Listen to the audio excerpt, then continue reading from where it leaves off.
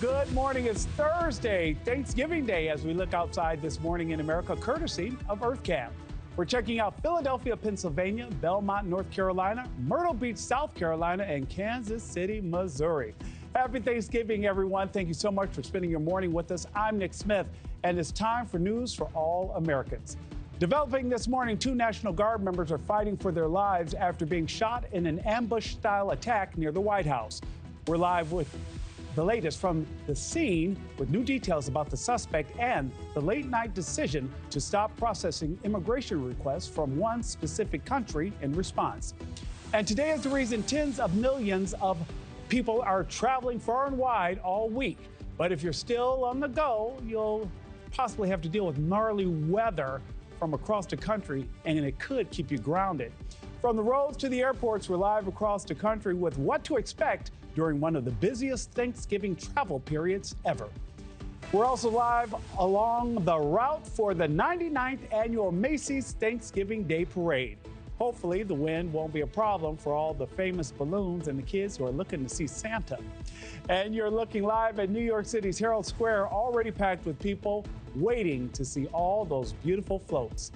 And let's talk turkey. I'll have a chat with the Butterball expert live, who is ready to save the day from any cooking catastrophes that could foul up the dinner table. But first, developing this morning, 2 National Guard members are in critical condition after being shot in what President Donald Trump has called an act of terror. Officials say the troops were ambushed Wednesday about 1,000 feet away from the White House. The suspect was also shot and is in critical condition. He has been identified as an Afghan national who once served alongside U.S. Special Forces. NewsNation's Tom Dempsey is live near the scene of that shooting with the latest. Tom, good morning. Hey, Nick, good morning from Washington, D.C. The big focus this morning will be on finding this motive behind the shooting that left 2 members of the West Virginia National Guard in critical condition. And, Nick, for some perspective of where we're standing, we're only about 2 blocks away from the White House, but the shooting all happened just over my shoulder across the street outside a D.C. metro stop. In a late-night speech, President Trump saying that he plans to deploy 500 additional National Guard members here to the nation's capital, and he also plans to crack down on immigration from Afghanistan after it came out that the suspect came from there. We're not going to put up with these kind of assaults on law and order by people who shouldn't even be in our country. We must now re-examine every single alien who has entered our country from Afghanistan under Biden, and we must take all necessary measures to ensure the removal of any alien from any country who does not belong here or add benefit to our country. If they can't love our country, we don't want them.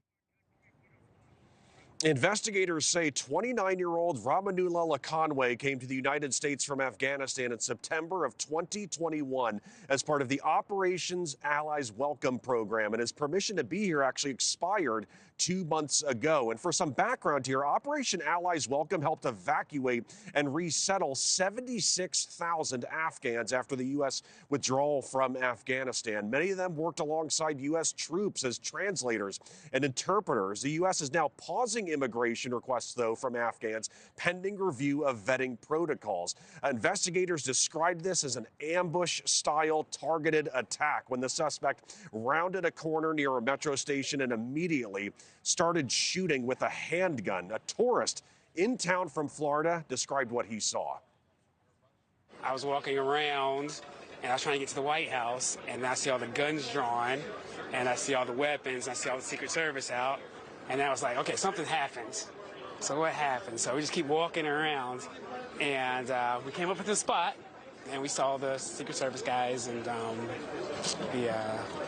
troopers, or the National Guard guys out there. So it's a pretty scary scene. You don't see it every day. And, Nick, that suspect was shot but is expected to survive. President Trump adding that he hopes the suspect pays the steepest possible price. Nick? Tom Dempsey with the latest from our nation's capital. Tom, thank you. As Tom reported, the White House wants hundreds more National Guard troops as part of its crackdown on crime in the nation's capital. This comes as the country has seen several acts of political violence this year. In fact, this happened just steps away from the White House. It will not stand. And that's why President Trump has asked me, and I will ask the Secretary of the Army, to the National Guard to add 500 additional troops, National Guardsmen, to Washington, D.C. This will only stiffen our resolve to ensure that we make Washington, D.C. safe and beautiful. Strengthen our resolve. We're now joined by former New York State Senator and now Democratic strategist David Carlucci and Republican strategist Jeanette Hoffman. Good morning to you both. Good morning. Good morning. Jeanette, I want to start with the potential deployment of an additional 500 troops to D.C. After this, Political reports the public is typically supportive when troops are sent in to protect lives and property. Do you believe it is appropriate to send in more troops at this time? Well, first, happy Thanksgiving. I just want to say how horrific this targeted ambush attack of these National Guard servicemen was. And I'm just praying for their families today on Thanksgiving. And yes, listen, everyone deserves to feel safe in their own communities. And if you look at the results, D.C. is safer due to the fact that President Trump sent National Guard members into Washington, D.C. with the cooperation of the mayor. So I'm not surprised that he's sending more servicemen and women into Washington, D.C. This attack was just blocks away from the White House. I'm just shocked and upset about this. So I think it's entirely appropriate. I know our National Guard men and women are willing and able to serve, and when called upon, they will do so very nobly. And I'm thinking about all these men and women who are not with their families today on Thanksgiving, and I'm very grateful for having them serving and protecting our country. Jeanette, very well said. Thank you for saying that, because we have to recognize that there are so many who are separated from their families right now. David, I do want to extend on that. You're familiar with this area. You know Farragut Square. You know that area as well as the rest of us there. David, this highlights once again how those in uniform are often targeted. And this appears, according to Mayor Muriel Bowser, to have been a targeted attack. Yeah, and my heart goes out to all of law enforcement and our military personnel and their families. This is horrific, of course. And I think we can't jump to conclusions. We have to do everything we can to keep our military and our law enforcement safe, as well as just every resident in D.C. and around the nation. However, I hope that this builds upon how do we make these cities, not just D.C., but safe long term. And just putting National Guard troops on the ground is just the Band-Aid. And maybe it makes things look good for a day or two, but we really have to work at the root of these issues. If the president truly cares about that, about making our communities safe, we've got to look at these long-term solutions and work with law enforcement and government officials on the ground to be a complement to the law enforcement they have. So the problem I have here is that right away the president is talking about all people immigrating from Afghanistan through this program. And what that does is it could cause further tensions, could cause forms of bigotry, and that's a problem. Of course, we need to look under every stone to make sure that this doesn't occur again, but we shouldn't put a broad net across a whole community because of this action. But again, those troops in D.C., according to some, has made some in D.C. feel safer. According to Pew Research, 85% of people say politically motivated violence is increasing from both sides.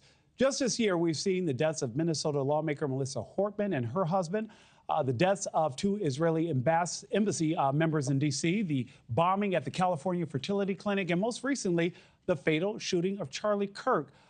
Jeanette, again, do you believe that this is causing an increase in political violence, and do you think it's possible to lower the temperature? Well, I think everyone should work to lower the temperature, number one. But yeah, I mean, just look at what you just said, Nick. I mean, the political violence is unfortunately out of control with what we just saw, the ambush of these 2 servicemen and Charlie Kirk's death, the lawmakers you just referenced.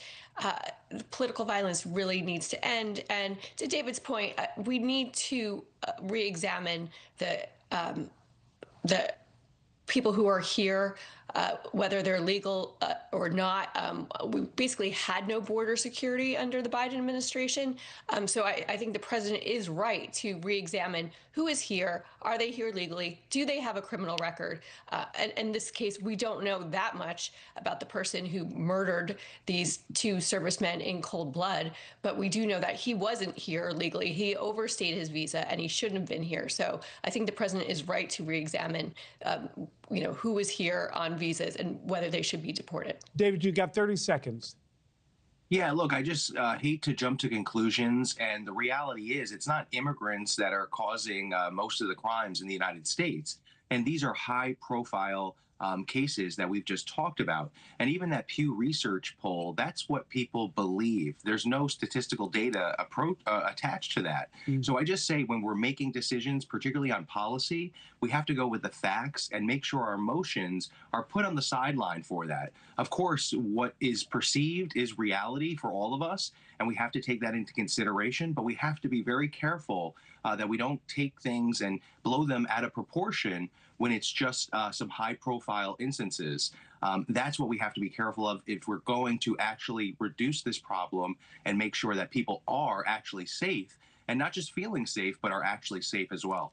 Jeanette Hoffman, David Carlucci, thank you both for your insight today, and happy Thanksgiving to you and your families. Yes, happy Thanksgiving. Strong winds and winter weather will impact the millions of people traveling today and over the weekend. That weather could even mean trouble for the balloons at the Macy's Thanksgiving Day Parade in New York.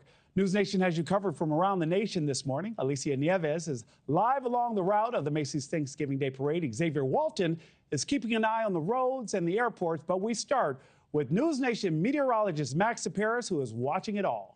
Hi, Nick. Yes, we do have the winds and we have the cold combined. Obviously, lower feels like temperatures out there. Feels like 17 in Chicago right now. Wind chills below freezing all the way into the deep south. And we're going to be dealing with this cold blast of Arctic air well into the start of December. This afternoon, feeling as warm as 42 in Atlanta, feeling like 35 in our nation's capital. Wind chill of 29 will be its peak in St. Louis. And we'll still be in the 70s in the Sunshine State. Nice and mild, but that doesn't last long. Notice that cold weather with that flow out of the northwest continuing into Black Friday morning with wind chills similarly cold here in Chicago down into the teens again, but we'll have wind chills all the way to around the freezing mark to the Gulf shoreline like in Mobile, and then 40s is how it'll feel all the way into Orlando. So we have the big cold, and this afternoon we also have at least some sunshine returning after that big weather system moved through. Of course, that did bring that cold front that's dropping our temps out there. With the winds, we're going to have issues over at the Thanksgiving Day Parade in New York City. Hopefully, the balloons are still up. Winds will gust up to 35 miles per hour, with keeping your wind chills in the 30s, with actual temps in the low 40s. Heading out for your Thanksgiving travel today, maybe some last-minute airport stops. Looks like a quieter setup than yesterday. Just some lake effect snow to slow us down on the windward side of the lake. So south and east side of the lakes getting in on those big snow totals. Otherwise, a bit of a drier setup. Our next weather system, though, at the edge of our screen, Nick, impacting the Pacific Northwest. That'll be our cross-country impacts as we're heading home. So we'll be tracking that closely heading into the weekend. Max, thank you so much. Turning now to the woman with the most popular assignment of the day, with the prime spot along the route of the Macy's Thanksgiving Day Parade. Alicia, good morning. What are you seeing? Yeah, good morning, Nick. If you have to work on Thanksgiving Day, this is probably the best gig to have. Listen, we're here along the parade route, right at the start of the Macy's Thanksgiving Day Parade, the 99th one. And while everyone is preparing the turkey right now, all those fixings and pies, there are about 5,000 people here preparing the feast for your eyes, right? I'll give you a look at what's happening here right now. You've got some of the 5,000 participants. By the way, 700 of them are going to be some of those clowns you see right there. And then everything's going to kick off with those 2 star balloons just down about 100 feet from where I'm standing right now. In front of it is the iconic Thanksgiving Macy's turkey float. That's going to kick things off right at 8:30 this morning. There'll be a kind of confetti bomb that'll kind of go off right here along the street on the Upper West Side.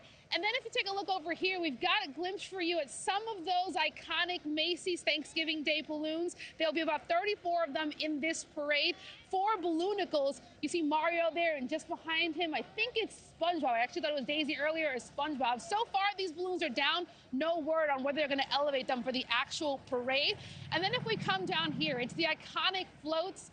If you look down the street, it's literally, floats as far as the eye can see. There's about 24 of them, or 28 of them in this parade. First one over here, I think, is actually Dora the Explorer float, followed by just a bunch of them here. 3.5 million people. I know it doesn't seem like it right now. We don't have a crowd here so far, but 3.5 million people come here in New York City, pack the 2.5-mile-long parade route to see these floats. That's not to mention the 50 million that watch it, as NBC does, of course, stream this live, and Peacock this year is going to be streaming it also as well. This is an iconic day, an iconic moment. It's part of, so many people's Thanksgiving Day tradition, but also a part of the tradition for those who come here in person is actually the day before, yesterday. So many people just come to watch those iconic floats be filled with helium. It takes about 90 minutes. Here's some of those people and what they experienced just yesterday. It looks like a mermaid. I like the Dora. I like balloons. Why? Because they are really big. The balloon inflation event for the Macy's Parade has become its own special event here in New York. Over 1 million people come to see the balloons up close and personal. Yeah, so, we have about 1 hour and 15 minutes until the parade actually kicks off, but still very lively ahead of it. A thankful, gig for me on this Thanksgiving Day. It's my first time, I told you earlier, I'm a native New Yorker, first time ever being at the parade in person, Nick, so not a bad day for me. At all, and next year you may have to take a certain little one with you when you go. I know, we thought about it this year, but he's too little, so hopefully next year. Alicia Nieves, live in New York. Alicia, thank you so much. Xavier Walton joins us live from Dallas. He's also previewing an exciting part of today because travel is important. Xavier, good morning. Nick, good morning. It's all how you look at it. I guess everyone has their own perspective. Exciting, sure. Millions of people have already made it to their destinations. Roughly 2.5 million every single day going through security. And guess what? TSA officials believe there's going to be another last-minute surge today. And then when you talk about the roads, you got that crowd of, we'll get there when we get there. They're going to be out in full force, hitting the roads early, then hitting the roads late. Take a look at some of these images of these pictures across the country.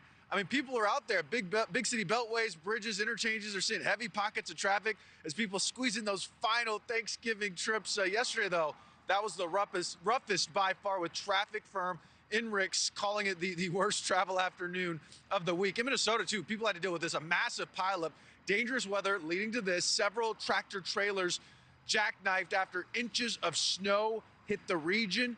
Meantime, airlines, TSA, the FAA all say this holiday window, one of their busiest ever, with tens of thousands of flights scheduled each day. Some travelers showed up so early, they beat the check-in counters just to avoid getting caught in the crowds. I was surprised we pulled up. It's not bad at all. I'll take it. What were you expecting?